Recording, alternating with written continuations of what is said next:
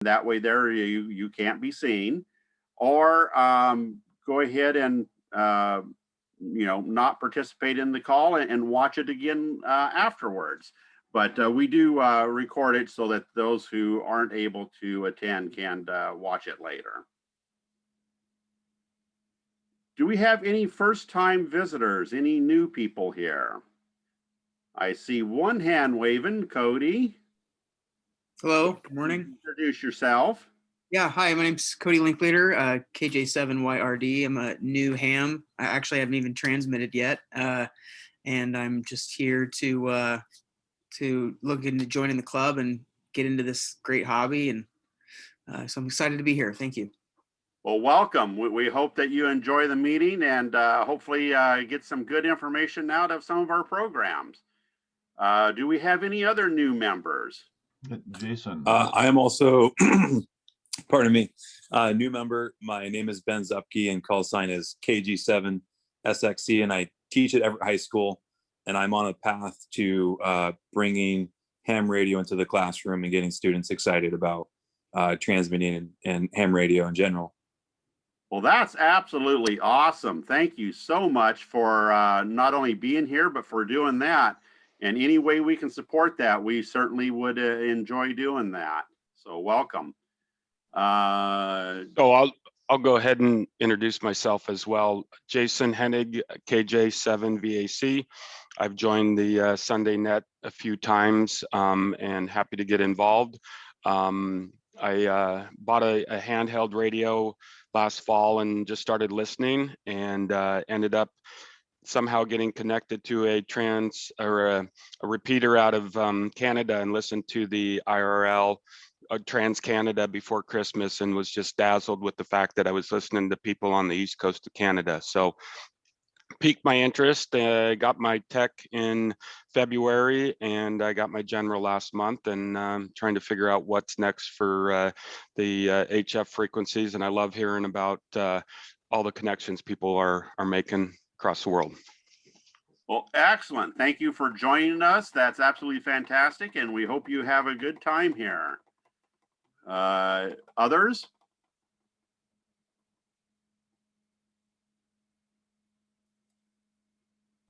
In my quick scrolling between screens to see how many, it looks like we're up to about 26 people on the call.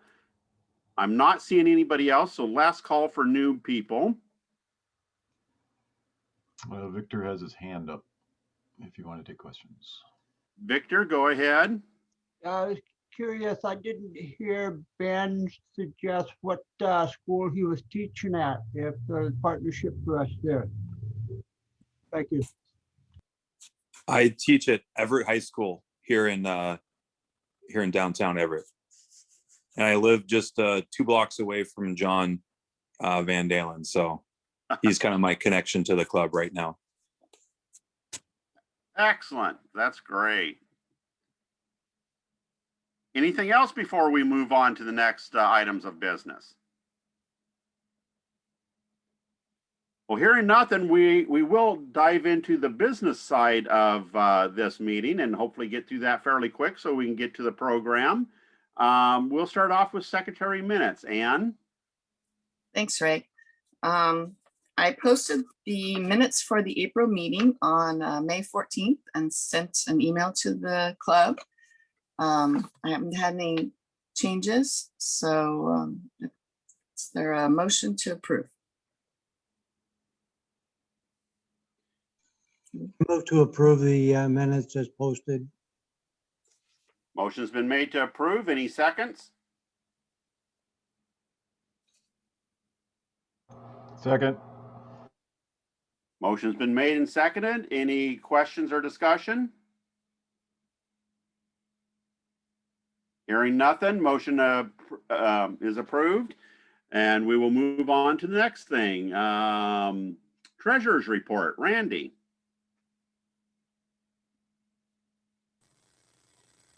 Okay. Sharing screen now. Let me know if you see the report.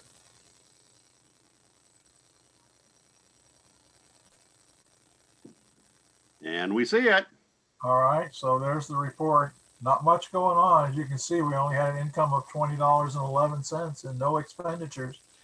And we've got over $10,000 in our checking account, $605 also in our account for the repeater maintenance fund.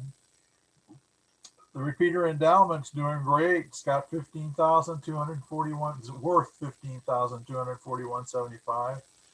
And our general investment's doing a little better. It's 562 with just down $10.34. Any questions on the treasurer's report? Move I to move accept to it. approve. Oh, second then. So a motion's been made to accept as presented and seconded. Any questions or discussion? Hearing nothing, it is approved as presented. And we're going to move on to the next thing, which is also with Randy on a VE report. Not much new to report. Those of you that would have any interest in being a VE, we can use some more VEs. You only need to be a general or above to be a VE. If you're a general, you can only test technicians, but a lot of them are technicians, so it would help. We're still doing them online, and I'm seeing also reports of a number of in-person. The in-persons tests are also increasing at this point, so I think we're making a transition as we are with COVID over to the in-person. So that's all I got to say. Well, thank you for that update. I appreciate it. Any questions before we move on? Hearing nothing, we will move on to the next thing, which is with Jim and the education report. Due to COVID, I'm suspecting there's little to add, but go ahead, Jim. Yep, nothing to add. I am looking forward to getting some in-person classes going. I think hopefully we can knock out 3 or 4 or 5 classes sometime. Since I have such a long email list of people that are interested, hopefully we can get there. As soon as our venue opens up, I'm ready to go. Excellent. Well, thank you very much for that update. And yes, while we're hearing good progress on COVID, we're keeping our fingers crossed. It keeps going in the right direction, and we'll be back to at least our new normal very soon. So thank you for that.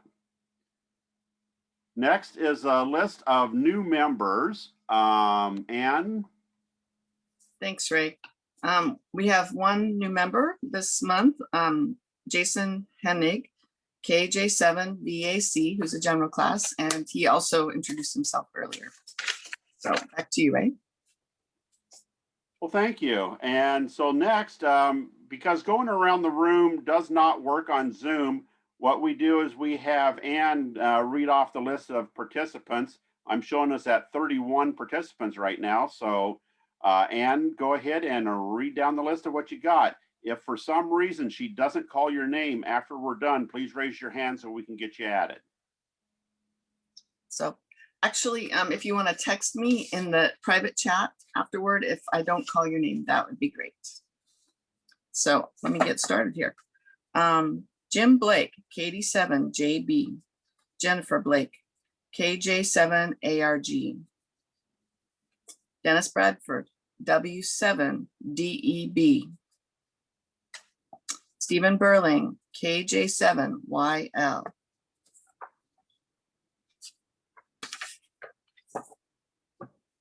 Meg Engelter, KC7WWO,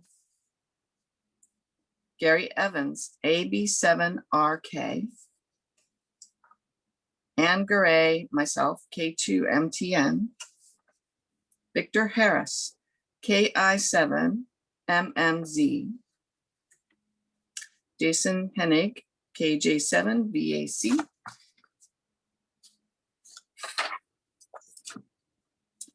Roger Hoot, KF7WVT, Tom Hutchison, N7PKK, Randy Johnson, KJ7ENF, Randy Mather, AJ7B, Mary O'Farrell, KE7FQJ. Alan Person, K7NWR. Henry Polland, KH6VM. Ken Rich, W7SLW. Rob Salzgiver, NR30. Ray Smith, our president, KD7AVP. Dave Summers, KI7DPP. Jordan Thompson, N7XLD. John Van Dalen, N7AME. David Walker, KG7KEO. Douglas Walker, KJ7KZE. Eldon Wallstad, KB7SOL. And Cowboy Dave Owen, KI7HSB. And as I said, and Ray said, please contact me in the chat if I didn't call your name, and I will get you marked down because we do want to keep track of our members who are attending. Back to you, Ray. Thank you, Ann. Thank you for reading that list. We're next going to move into the repeater update. Rob.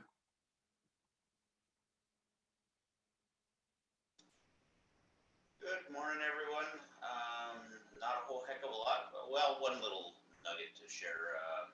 We've had on the list for quite some time the approval and need to order a battery backup for the existing machines, for those that haven't been in touch or those that might be new.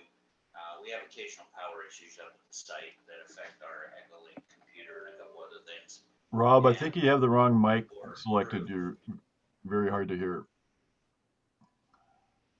Okay, perhaps it's in the headset. How's that? Much better. Fine. Now, just what you want, somebody managing repeaters who's technically challenged. There you go. So anyhow, we'll start over a little bit. For those that haven't been on top of things, we have occasional power problems up at the repeater site, dominantly affecting the Echolink computer and a couple other things. Board approved purchase a couple, 3 months ago of a rack mount computer grade UPS to go in up there, and that's finally been ordered as of yesterday, I believe it was. And I think Randy said, tagged me that it was going to be in on Tuesday or so to his place. So we'll be looking forward to getting that up there, and expect some ups and downs on the site, the repeaters and the computers. I'll try and send an email before I go up there to let people know that it's going to happen, but that'll take a little bit of transition. So maybe we'll get that done later this week. Other than that, unless Henry's got something, I don't know if he's on the call or not. I wasn't paying. No, I think that's the only thing going on there, Rob. So that's really good news, and that is a nice UPS. All right, back to you, Ray. Okay, any questions on that before we move on? Hearing nothing, we'll go into old business. The first item in old business is our financial investment committee. We have had an individual leave the committee, so we're looking for more people to join that. While there has been some interest, we're really hoping that somebody who has some kind of knowledge and background in investments. It's not a requirement, but it would be nice. So if any of the membership has an interest in being on the finance committee, and especially if you have some background in that, please reach out to myself or Ann, and we will definitely have a discussion with you and see about adding you to our committee. Any questions on that?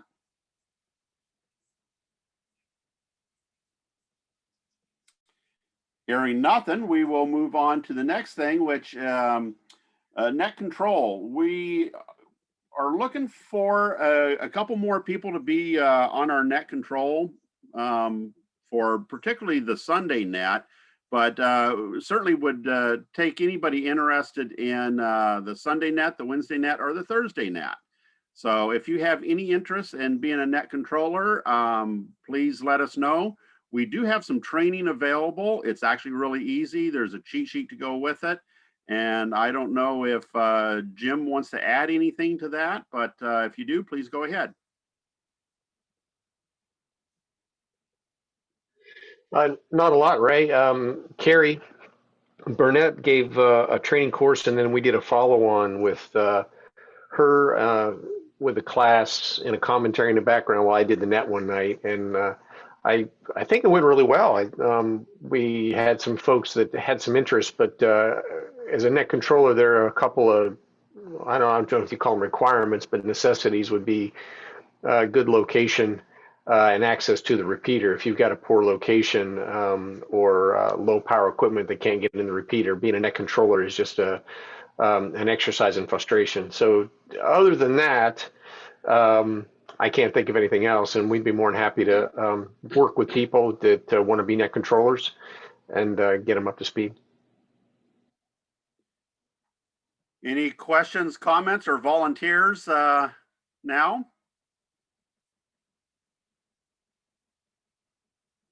Well, hearing nothing, we'll let you retain that information. And if you do have an interest, please reach out to any of us and we will gladly discuss next steps with you.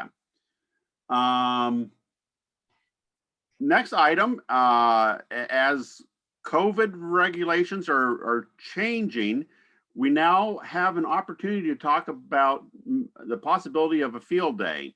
And so I'm going to go ahead and turn it over to Tim and let him talk about it. But here's the latest update on field day. Ray, actually, Tim is not here this morning, but John Van Dalen can talk to it. Yeah. Good morning. Saturday, field day is coming in the end of the last week of June. And we do have a reserved spot at Legion Park, North Everett, as we did 2 years ago, 2 years ago.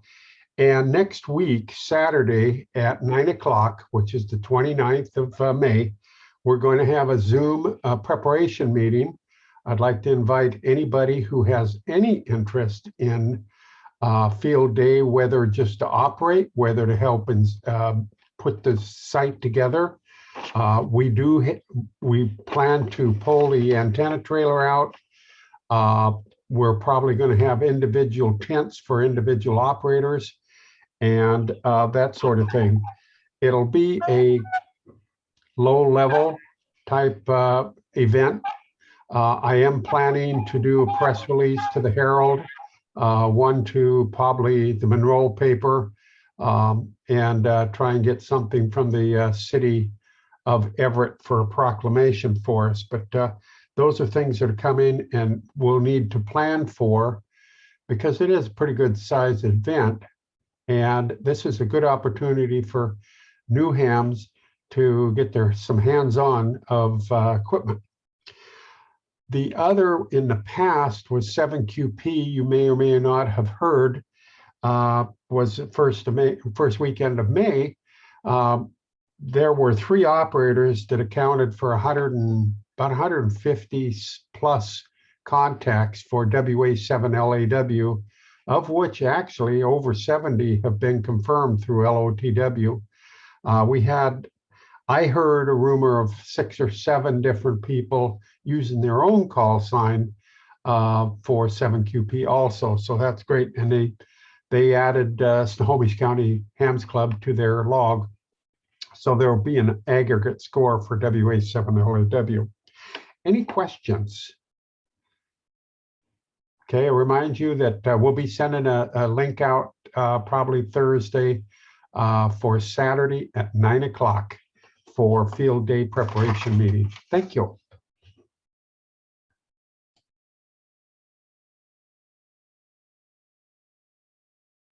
Get myself unmuted here. Sorry about that. Took a second.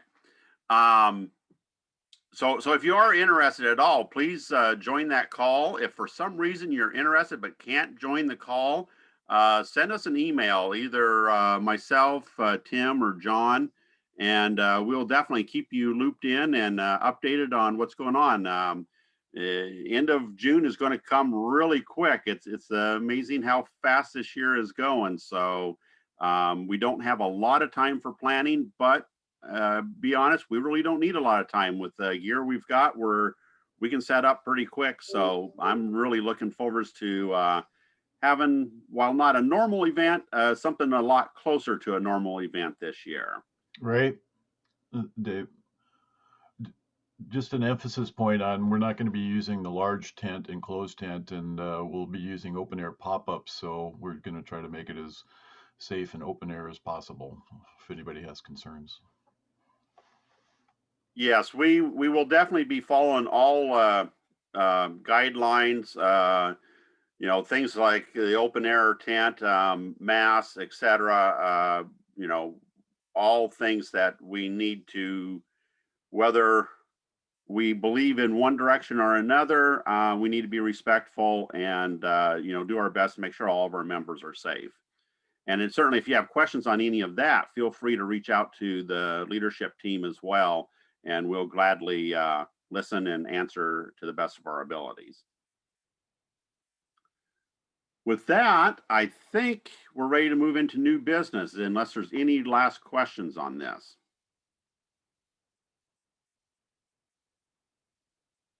So hearing nothing, we're going to move into new business.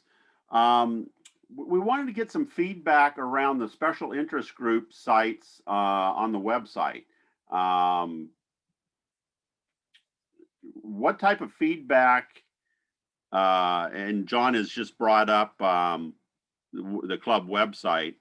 What type of feedback does our membership have? What's our thoughts? Discussion. So go ahead and step in with comments. And John, if you want to add to it, please go ahead. Oh, and this is Anne. Can I say something quickly? I just wanted to say that we were talking about the special interest groups section that we especially want to get. Yeah, John's got it up there. So I basically wanted to show first the website itself. I hope everybody is using it. But the one focus that I want to talk about this morning is the special interest group, or Elmer is the common name, or Mentor is the more modern name. But Elmer has always been a ham radio name. And these different groups, as you can see, are all different aspects of ham radio. And a few of them are rather empty, like APRS, DSC, and HF sideband, UHF, VHF. We have a lot of skill in our club. And I would like to ask if you have any interest in helping someone else learn that particular part of the hobby, to either put yourself out on this list. And I think Randy, I'm not sure who else has the access to the website. They can go ahead and put your name on there so that somebody could look at this and give you a call through the club roster, or email you through qrz.com. So you can see there's a lot of empty spots. It seemed to me somebody in our club was doing weather station, weather watching, although we don't have the same thing as Florida does, or the Gulf states. Weather around here does get sometimes a little exciting. And the one other, of course, is DEM for disaster preparedness. That would be an excellent thing to work on also. So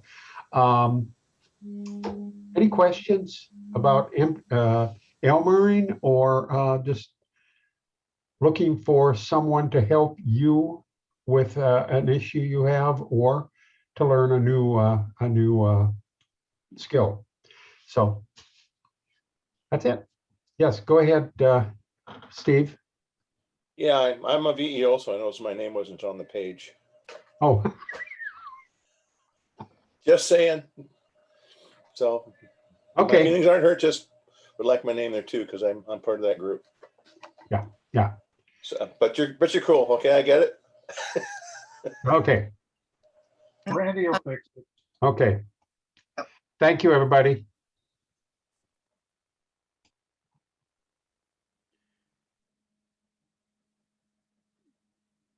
Randy, you're muted. Yeah, I just said Randy will fix it. Oh. Any other comments, questions on this? Yeah, like I say, Randy, my feelings aren't hurt. I get it.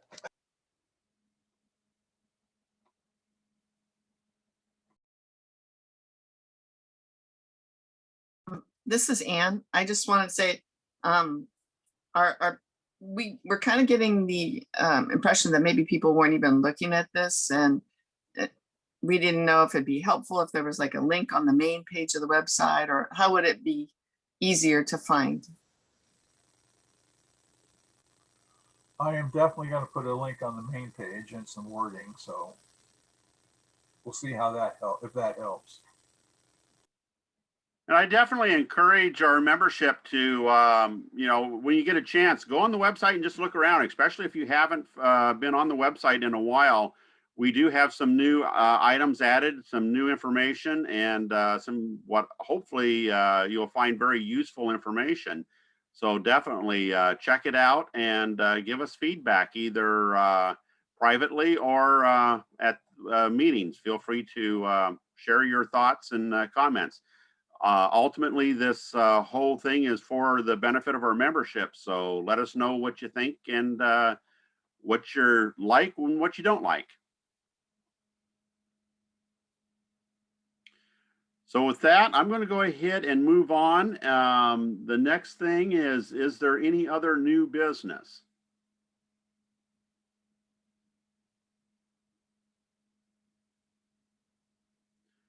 So I'm not hearing anything on new business. So that really wraps up the technical part of the meeting. Anything else before we adjourn and go to the presentation, which is the real fun part of the meeting? So hearing, oh, go ahead. I move we adjourn. So there's a movement to adjourn. Is there a second? I'll second. Victor's shaking his head. I'm not sure, but I got a second. So motion's been made and seconded. Any questions or comments? So we're going to adjourn the business proportion of the meeting. We're going to move into the presentation. And a big thanks to both Jennifer and Jim for putting this presentation together. Really appreciate it and really looking forward to it. One technical piece here, I may have to drop off fairly soon, so I won't be available to host it, but we're really going to turn it over to Jim and Jennifer anyways.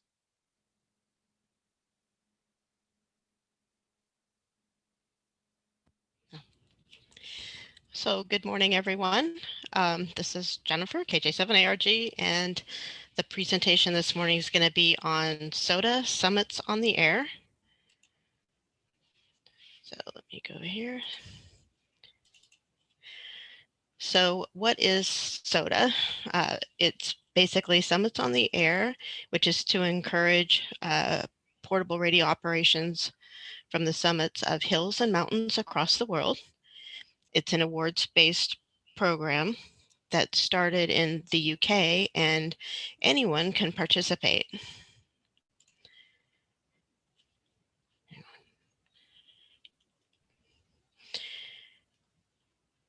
Activators are also known as mountain goats once they reach a certain point level, and they're the ones who ascend to the top of summits and take their radio gear up there, and they make contact with people all over, VHF or HF, whichever you prefer. Chasers are the people who are the ones that the activators make contact with. They're known as chasers. They can chase activators from their shacks, their automobiles, or even other summits. And then there's also shortwave listeners, which is where the anyone comes in, because you do not need to be licensed to listen in on a shortwave radio. Shortwave listeners isn't really popular here in the United States, but there are a lot of shortwave listeners in the UK. So the summits, each summit has a designator. And for example, Washington is W7W. That's the association. And then the region, in this particular case for Glacier Peak, the region is Snohomish, so Sierra November, and it's peak number 1 in Sierra November. So Whiskey 7 Whiskey, again, is Washington State. So Whiskey 7 Alpha would be Arizona, and so on. There are 17 different regions in Washington with a total of over 2,805 summits. What do you mean?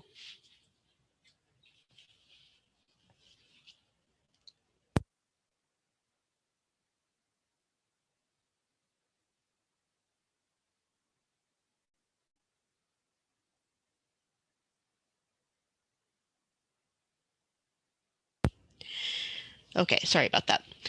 Qualifying summits have to have a prominence of at least 150 meters, which there are exceptions to that rule in areas where there aren't a lot of really prominent peaks.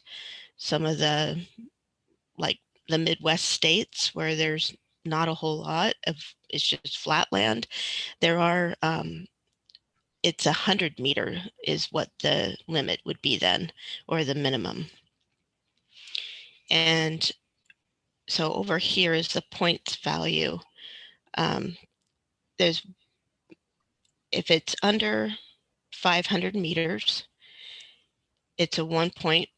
And if it's 500 to 1,000 meters and so on, it's 2 points. And so it's basically the point system for each summit is based strictly on the elevation or the height of the summit and has nothing to do with the difficulties. So in Washington State, most of the 10 pointers are going to be very difficult to get to. Whereas some of these other states, the 10 pointers could be easy drive ups.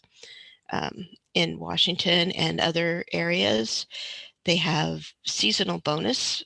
So in winter periods, where it's weather's unpredictable and getting to the summit is more difficult, there's a 3-point bonus, and those are for summits in the 6-point to 10-point range. And the bonus period is from December 1st to March 31st. So here's a map of Washington State and how the different regions are divided. So you can see Eastern Washington, there's not as many, and so it's one big region. So the rules, you have to operate within the activation zone, and the activation zone is a closed contour line no more than 82 feet or 25 meters below the summit. To qualify as an activation, you only need to make one contact, but to qualify for points, you need a minimum of 4 contacts. An example would be like Jim and I last year, actually 2 years ago, activated Dick Mesa here in the Entiat area. And it was a summit that had never been activated before. So I was able to make 2 QSOs on that summit before we got a huge storm coming through and we weren't prepared for bad weather. So we ended up packing it in early before I got my 4 contacts. So I'm in the log as being the first person to activate that summit, even though I did not get any points for the summit. And then to go on with the rules, all operations must be portable. You cannot operate from your vehicle as an activator. Chasers can, but activators no. You have to, portable power, no commercial power. Make sure you can get to the summit without trespassing on private property. If it is on private property, you need to get permission first. Contact logs. You log on the SOTA database, and you basically need the date, the time, and UTC, call sign of your call sign, as well as the call sign of the contact that you made, the summit reference, and then log on the official SOTA website. If you make a contact with another activator on a different summit, what they call summit to summit, then you would log the contact as an activator, and then you would have to log it again as a chaser. And you are not allowed to use ground-based repeaters for summit activations. So to get started, the picture over here is from the SOTA Goat app that I have on my phone, and all these little pins are summits just in the basic Everett and East area. The green pins are the 1 and 2 pointers, and the orange would be the 4 and 6 pointers, and then the red pins are your 8 to 10 point summits. So we'll click here. This is hopefully this is going to load for me. So this is the summit, the SOTA database rather. And there's a lot of, it gives you the list of summits, so you can find a summit that you want to work, do your little research to figure out where you want to go to activate. It's also where you go to submit your logs. You can view results. So active role of on, so this automatically pops up for me for W7W, and you can see Tim KG7EJT Jennifer, as over. We're not seeing that other screen. We're still seeing getting started. Oh, you're not? Okay. Switch screens. It says I'm sharing. You're still sharing this slide that says getting started, and you have to close that and then open up a picture of the other screen. Can you help me? Because I don't know.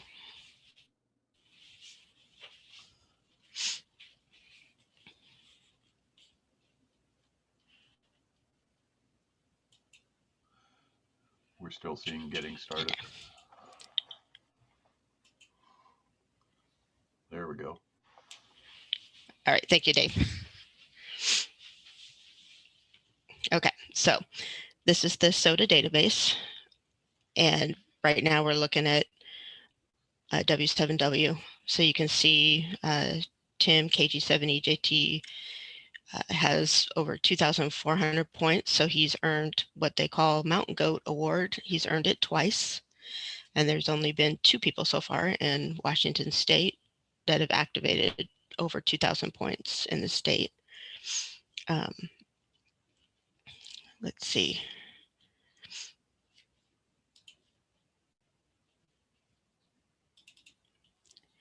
Some of the other websites that I use to get started, to figure out where to go and how to get there.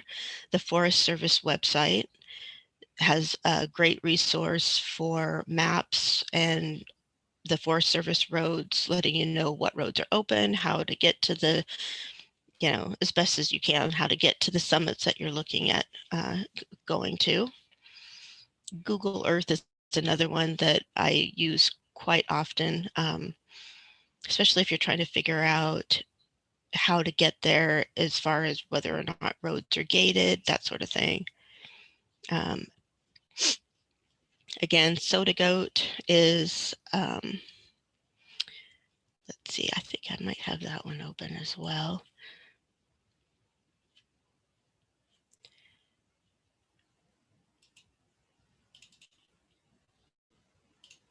Okay, so can you see the topo?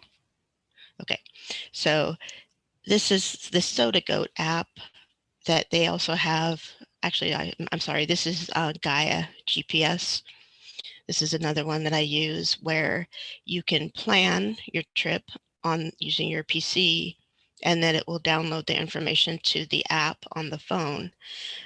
So again, this is right here is the Poison Peak Summit, and you can see the contour lines. so you know what your activation zone would be and where the roads are in relationship to the activation zone. So you can determine, the best way to get there, how to get there, how much you're going to have to walk, that sort of thing. Let's see, let's go back. So, and then PNW SOTA, Pacific Northwest SOTA, that is another website that is really just for the 7 call area. So if you click on that link, it would also have a link for the different states. So Washington would have its own link with their own little set of rules, which is pretty much the same as the main SOTA rules. And it gives you a list of some of the more popular summits that have been activated in the 7 call area. And there's also trip reports where other activators have written up the trip reports when they've activated a summit. And so those are really good to read. It gives you pointers on the best way to get there, or what the road conditions were like, whether or not there was a lot of RF noise in the area. So these are really good tools to do your research to figure out what summits you want to activate.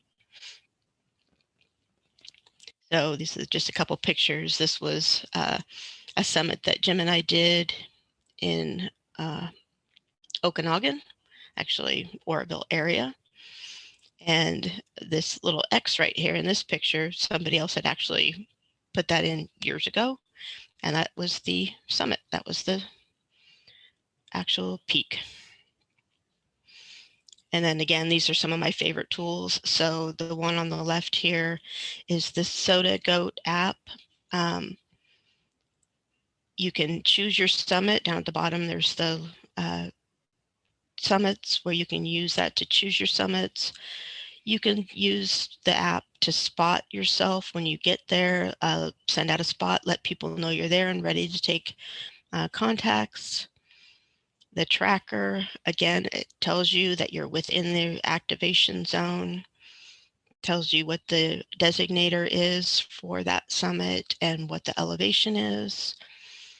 The middle picture here, again, is Google Maps, which when you find your summit in SOTA Goat, you can click on more info and it'll take you to Google Maps and give you directions on how to get there. And then the picture on the right is the Gaia GPS app from the phone. Again, it tells you elevation. It gives you the topo map. The Gaia GPS is really great because it actually has different map layers that you can choose. So there's one that will tell you snow. It'll tell you if there's snow in the area. There's just different map layers that are really great, including bird's eye view or the actual satellite view versus the topo view. Then now to get down to the important stuff, what to pack. This is pretty much everything that Jim and I pack. We've got our tactical mini mast. Over here is a 2-meter antenna, sit pad, and this is a vertical antenna, first aid kit, a notepad for logging contacts. This is my headset and push to talk button. This is a Zoleo, which is it's sort of an emergency locator beacon, but it's mostly just a satellite communication device that allows you to text and email. It goes out beyond the typical cell phone range.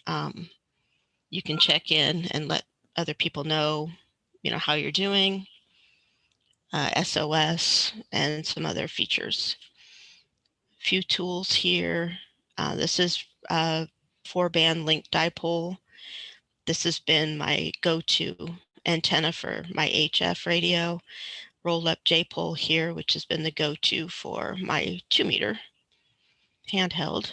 Again, another log and the nifty guide for the radios. And then my KX3 with the battery pack and the microphone, and then my HT. So that's basically everything that we pack and carry to a summit.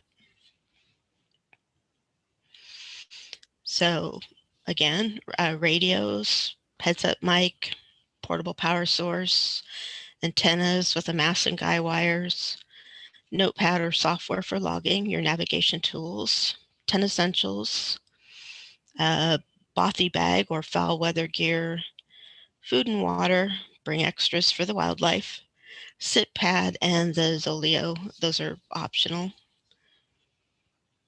And again, how much you pack depends on how far you're actually going to have to walk. So then SOTA is an awards-based system. So once you reached 1,000 points as an activator, you've earned Mountain Goat status. 1,000 points for chaser points is Shack Sloth. And there are trophies that you can get. And again, it's all, you order them yourself. Nobody monitors this. And so nobody's going to just automatically send it to you. If you want the award, you actually have to order it and pay for it yourself. There's a small fee just for shipping. The shortwave, again, is 1,000 points for qualifying QSOs to get the Shortwave Listener Award. And then there's also certificates for different things along the way. So if you activate all summits within an area, an association, or unique summits, SOTA Complete is, let's say I activate Chumstick and I talk to somebody on Sugarloaf, and then the following weekend I activate Sugarloaf and talk to somebody on Chumstick, then that's considered a SOTA Complete. Mountain Explorer and Mountain Hunter, those are awards you get for basically going outside in different associations. So a Mountain Explorer would be somebody who's activated mountains in many different areas or associations. And Mountain Hunter is for the chasers who have chased in many different areas or associations. And then Pacific Northwest SOTA, they have their own awards. So you can earn, for W7W, you can earn a Bighorn Ram certificate for accumulating 500 points as an activator, or the Golden Eagle certificate for accumulating 500 points as a chaser working W7W activations. And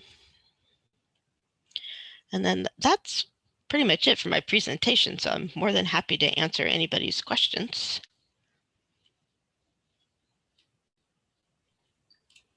This is Anne, K2MTN. I was wondering if you would make a copy of the presentation available. I would love to get a copy. I would be more than happy to send out a copy. Thanks. Jennifer, this is Dave. Do you want to talk for a second about how you guys deploy your antennas? You guys have mast and the link dipole and stuff. Talk a little bit more about that.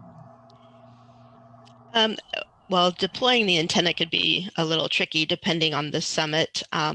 Sometimes there's enough space that we can guy it out using as many guy wires as we need. Other times we've propped the mast up using rocks around the base to hold it. And we've also just thrown it up in a tree with we've got a line with a slingshot and a rock basically, and we'll toss a line up in a tree and pull the antenna up. We've done that, I think, more for the 2-meter handheld than we have for the HF, but it can definitely get a little tricky sometimes depending on what this summit actually looks like. Jennifer? Oh, I'm sorry, Ann. Go ahead. I was just gonna say, do you use a kite pole for your, because it looks like it's extendable. What do you use for the pole? So the mini tactical is what, 18 feet? Okay, 19.3 feet.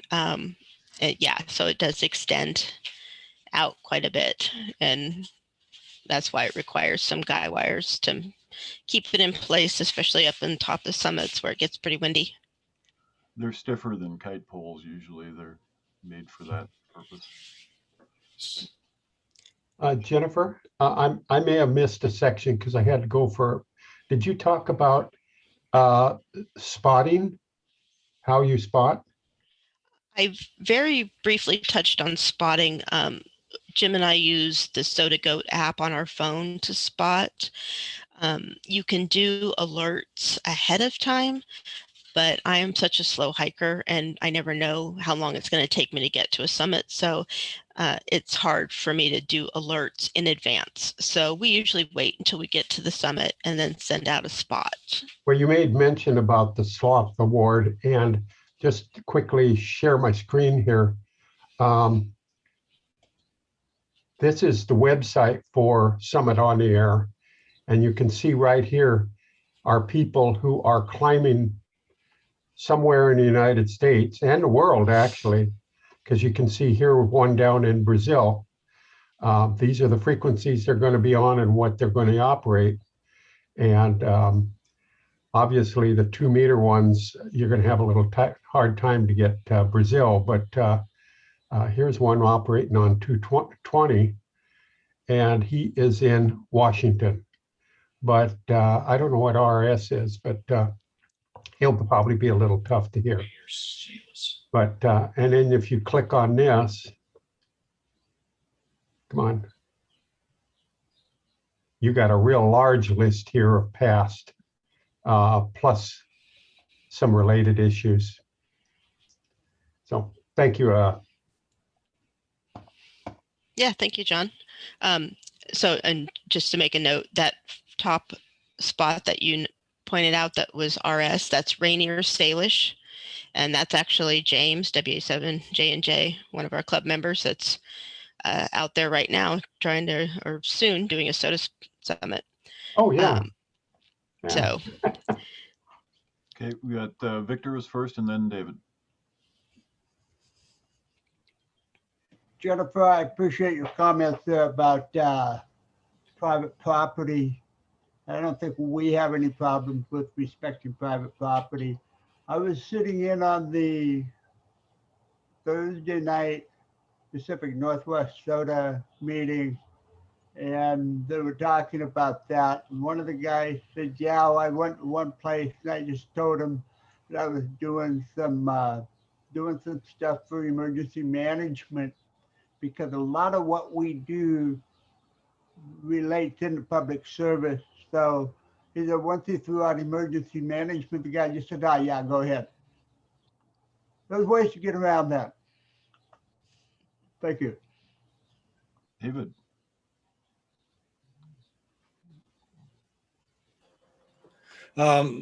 First of all, private property, simple trespass is not illegal in Washington. You can find it in 9 RCW. It says a trail or road that appears open to public passage is legal to use.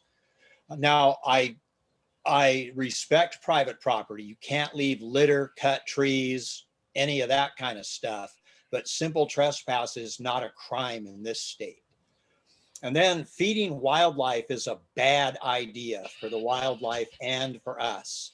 A guy was killed by a mountain goat on the Olympic Peninsula a few years ago. Don't feed wildlife. If you see That's me all out I there, have.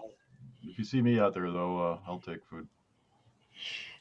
Well, we don't make a point of feeding the wildlife, but it was really odd because in the particular case of that deer that was in the picture, she was actually starting to walk out in front of the truck. And so we stopped the truck and she came right up to us to the point where she almost wanted to jump in the truck. She was so desperate for food and water. She had obviously been separated from, her mother, whether it was a poacher or some other way.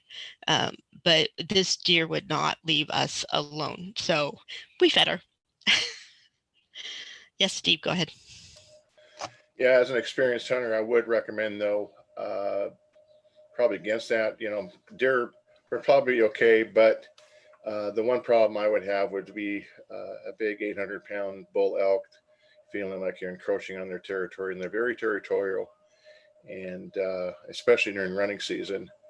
And they'll stick their head down and they'll ram you with their horns. So I would be careful about that with that particular species. Just as a word of warning. I have another antenna question. Okay. I noticed one of those looked like a QRP guy's kit, vertical wire. Are both of those? Want to talk about your antennas more? I can't get enough. Hey, Dave. Yeah, you're right. That is a QRP guy's vertical. I had got it, and when you're running that squid pole up, or that tactical pole, they don't call it squid pole. I run the 2 meter up, the linked dipole in an inverted V for Jennifer. I'm only there for technical support, man. I just carry crap and set stuff up. That's all I do, and feed the wildlife, right? So we run that up at the same time, and I've used it twice, and we have not. I don't think I've given it a fair trial. But when we've used it a couple of times, I haven't had real good luck with it. That linked dipole is definitely the cat's meow. But one of these days we'll give that vertical a try. The last time I used it, I tried to throw some radials out, 4 radials out, and we were in this really. I think the summit was about this big enough for Jennifer to sit her butt on, and that was about it. And the rest of it was just like falling off the edges. So I had a hard time, and she was laughing at me, tripping and falling down the hill trying to lay radials out. So I haven't given it a fair shot. I'd like to do that sometime, but yes, that's exactly what that is. And the linked dipole, she built that basically. We got the bits and pieces from Soda Beans out of UK. And then we were out on the deck one day, and we built it. She did all the measurements and the cutting, and I did some of the fiddly bits for her, but she's the one that built the antenna. Thank you.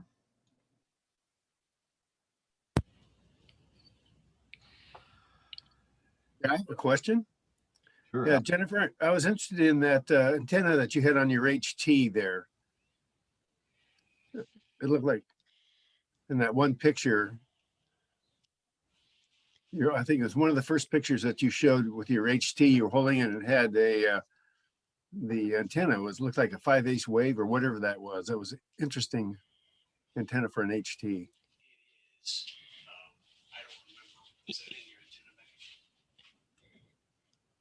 Trying to get Jim down mute. There we Hey, go. hey, Alan, I don't have that one handy. I carry 2 for her. Well, she carries that stuff. I carry everything else. And I was trying to see if I had it in the bag here. So one of them, you're right. That one is the expandable metal, old school style. And it is a 5/8 wave, if I'm not mistaken. And actually, you can screw the top off of it and add a piece to it to make it 6 meters if you needed to. The other one is one of these. It's actually a tape measure style. It unfolds like this, and it's covered in heat shrink. I think I got it off of eBay, some Chinese make. It's not very. It's okay. It's not very good.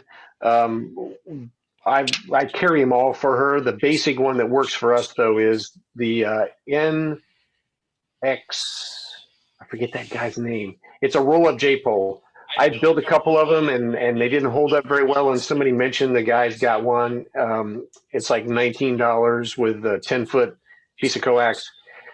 And I grabbed that up for her, and we've been using that religiously. It's a ladder line style J-pole for 2 meters of 440, and that's our primary go-to.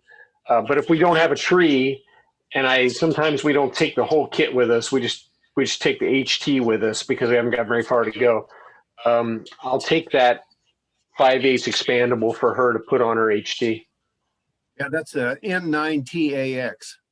Is that? That's it. That's it. Yeah, I have one of those That's it. too. And there's several soda people I've seen on the website, on their Facebook, say they use that.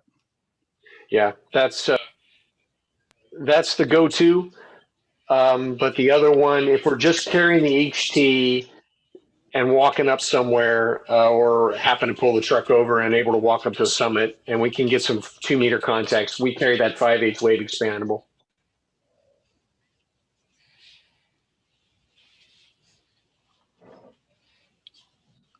All right, are there any other questions? Yeah, I see that, John, here's my hand. You guys use the, you said the ZOLEO satellite communicator. And I noticed some of your club, the other Pacific Northwest SOTA, uses the Garmin, and yours uses, I was thinking about the paying for service. Is it only a 1 year, or is it a 1 year subscription for yours? And one of the guys indicated at the other one that they use as monthly. Do you know what? Is there a difference? We pay for ours monthly. Oh, okay. Can you have it for only a month? You know, I don't know. We haven't had it for very long, and we haven't actually used it much, so it's still a learning curve for me. Because I see there's about 5 different ones on the market, and I went with that one based on some reviews that had been done where they stated that that was one of the best ones. Yeah, I see that. Thank you. That we've the couple of times we have used it, it kind of interfaces with your phone. You can't. The only way you can use it by itself is in the SOS mode. You flip the panel open and it's a panic button. But the interface with the phone, even though you may not have cellular network, it'll Bluetooth to that thing, and it works pretty slick. We tried it in areas where we have had no cellular coverage, and we're able to do a couple of spots. Now, that was last year after we first got it, so it's been almost a year since we've used it, so I got to get back in the manual and remember how to use it. But it was pretty painless. And they just charge us like $20 a month, and you can suspend it for a certain period of time and then start the process back up again if you need to. Okay, I guess you just answered. Thank you, Jim, because I may grab one of those for my Parks on Air. Especially, I'm going to be doing a roving Parks on Air for the QSO virtual in August, and that would be a nice tool to add to the list. Yeah, I got to tell you, it is satellite based. So just like satellite telephones, I have a handful in my work that I have to use every month. Even though you may be in an open area, it just depends on where the satellites are at before you get that signal. It's based off the Iridium system. And if you get down in some kind of area where there's trees or whatever, it definitely will not get a good signal. So you've got to be in a good receiving area, and the satellites have to be in the right spot.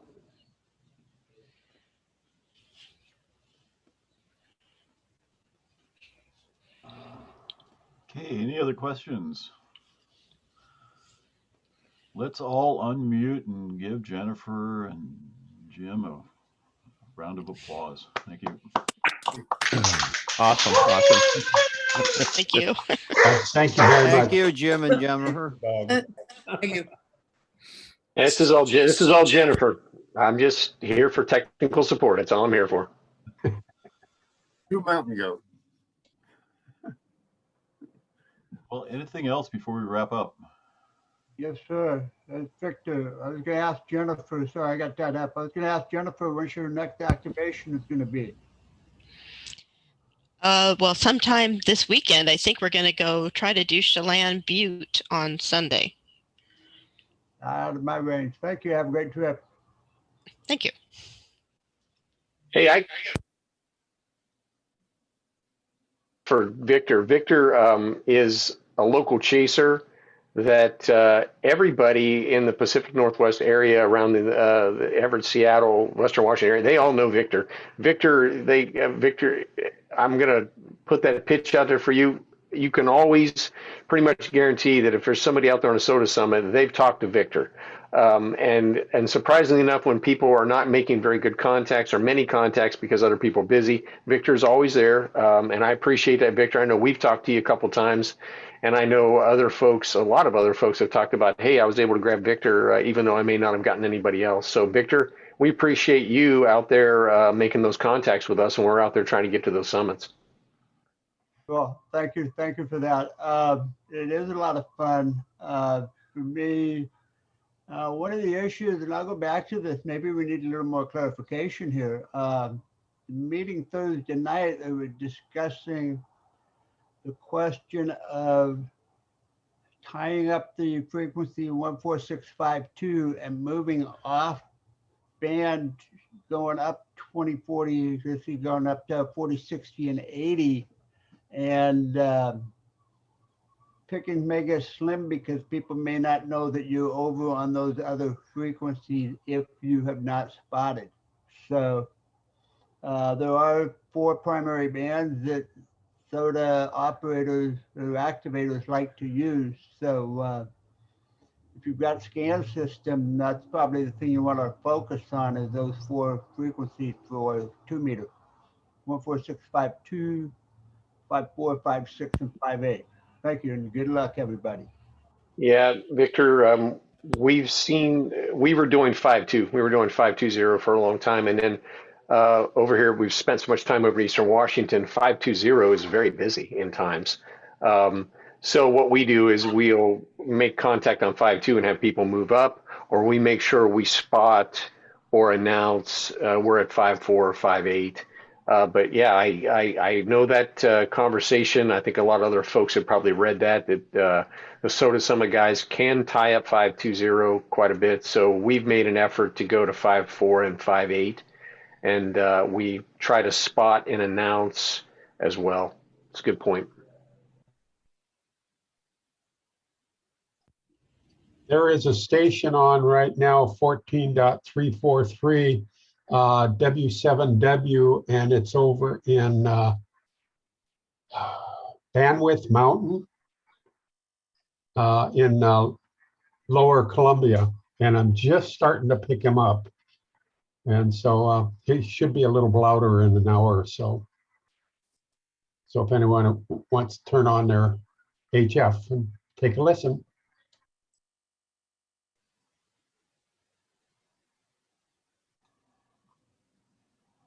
Anything else for the good of the order? Cody?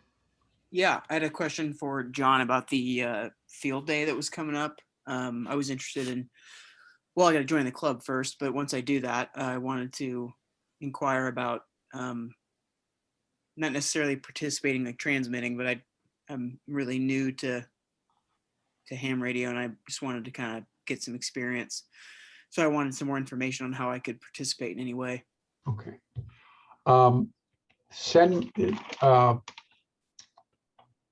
The quickest would be to send me an email, johnv@frontier.com, and I'll make sure that you're on the Zoom call, because you're not in the club yet.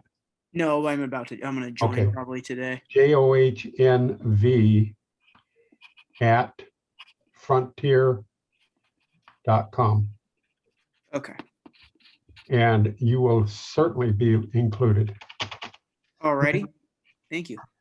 Yeah, Cody, the whole idea of field day is to, one, get equipment out and get it running, but also to introduce people to and walk them through, and if they want experience, great, but that's the whole purpose. So very excited to have you on board.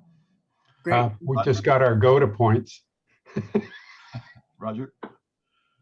Yeah, Cody, you don't have to be a member of the club to attend the field day, and you don't have to have an extra license to transmit, because there'll be plenty of extras available you can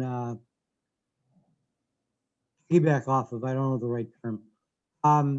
but it's an excellent opportunity for you to see what HF radios will do, how to operate them, and exchange lots of information from other experienced hams. So I would encourage you to plan on attending as a member, or if you don't quite get your membership application in and all that, don't feel that you can't attend, because it's a really great event for becoming familiar with what's available. And that's what all the guys are out there for, is to share what they've learned, just like Tim and Jennifer just did with their soda thing. Steve, did you have something? Thank you, Roger. Well, Roger already kind of mentioned that, but what I would say to you, Cody, is that it's a great opportunity to try a bunch of different modes you can't try at home because you're not licensed to. And that's one of the things that motivated me to upgrade to extra when they were doing the Morse code, because I wanted to have a heck of a lot of fun.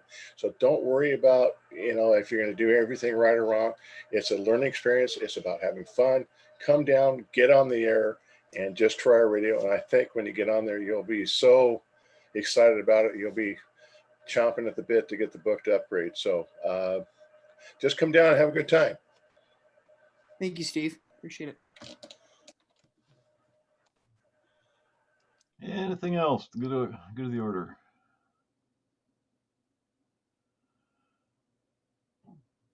Well, I think we are done. I'm going to stop the recording, and if I can figure out how to do that.